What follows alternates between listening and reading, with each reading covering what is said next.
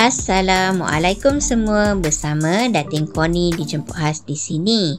Welcome to Kokoci TV. Hari ini Datin Connie nak gosip-gosip sikit pasal jika apa-apa berlaku berikan ini pada Anwar. Serangan jantung Tun M dan sepucuk surat buat Anwar Ibrahim.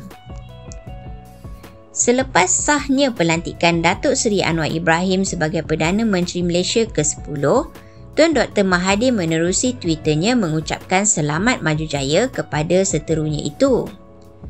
Secara umumnya, ramai yang menyedari bahawa hubungan antara gegasi politik tanah air kita ni tidaklah begitu harmoni apabila mereka dilihat saling melontar pendapat, malah tuduhan yang boleh menjatuhkan sesama mereka. Walaupun secara hakikatnya mereka pernah bekerjasama 2 kali dalam memegang tampuk pemerintahan kerajaan dengan parti yang berbeza, namun kini hubungan mereka tidaklah seakrab dulu. Namun adakah benar situasi mereka seperti yang dijangka tersebut? Tahukah anda pada tahun lalu, lebih terperincinya pada 15 November 2021, Datin Paduka Marina Mahathir, anak sulung kepada mantan Perdana Menteri itu, telah mengeluarkan satu artikel yang mengisahkan rahsia yang diamanahkan bapanya Tun M kepada rakyat Malaysia.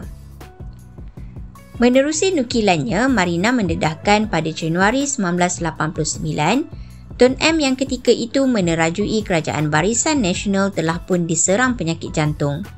Bagaimanapun, atas usaha barisan doktor dan ketentuan Allah Subhanahu Wa Taala, beliau sehingga kini masih mampu menyatakan pendapat dan pandangan berhubung isu politik negara. Malah pada tahun berikutnya, Tun M berjaya merakamkan kemenangan semasa pilihan raya umum ke-8, menyaksikan beliau mengekalkan penguasaan sebagai Perdana Menteri yang keempat.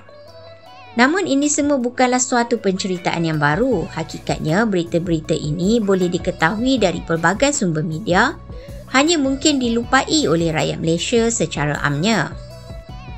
Berbalik kepada kisah semasa Tun M dihospitalkan kerana serangan jantung pada 1989, Marina yang ketika itu berada di Singapura atas urusan kerja mendedahkan bahawa dia bergegas pulang ke Malaysia dan menuju ke hospital untuk bertemu bapanya. Dedah Marina lanjut, keadaan Tun M ketika itu sangat menyayat hati apabila beliau terlantar lemah di katil hospital dengan pelbagai tiub dan mesin yang dipasang pada tubuhnya. Pembedahan ketika itu pastinya membawa risiko yang tinggi untuk Tun M kerana tubuhnya yang sudah lemah dan berusia belum tentu dapat menanggung beban pembedahan tersebut. Pada hari sebelum pendedahan, Marina mendedahkan dia menemani bapanya di wad berseorangan. Walaupun tidak kuat, namun Tun M tetap menggagahkan dirinya dan menulis sepucuk surat yang kemudian diserah kepada Marina. Jika apa-apa berlaku kepada saya, berikan ini kepada Anwar, ujar Tun M.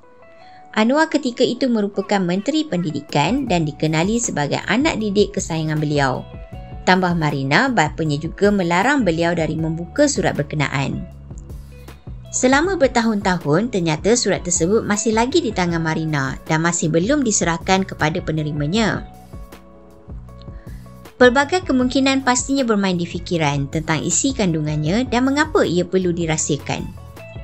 Hanya takdir akan menentukan jika kita sebagai rakyat Malaysia dapat mengetahui apakah pesanan terakhir dari Tun Mahathir kepada penerimanya, Datuk Seri Anwar.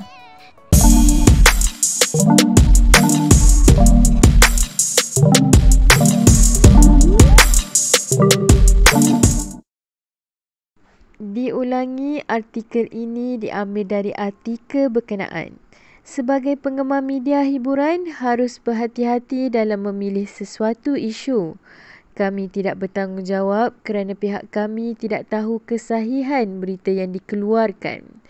Jangan meletakkan kepercayaan penuh dan membuat spekulasi atas perkara yang kita tidak pasti.